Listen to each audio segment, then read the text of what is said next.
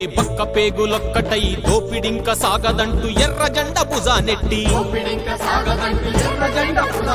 రెక్కాడిన డొక్కెండి పక్క పేగులొక్కటై దోపిడింక సాగదంటూ ఎర్ర జెండ భుజానెట్టి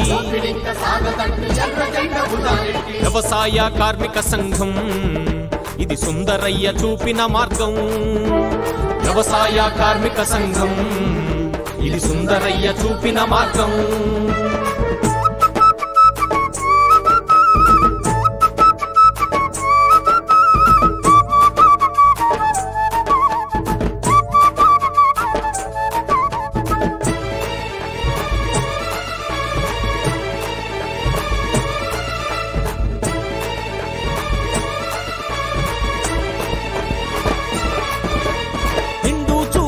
చెల్లి వంగి నాట్లేస్తుంటే తాళలేక నొప్పులొచ్చే తలచుకుంటే గుండె చెదిరే.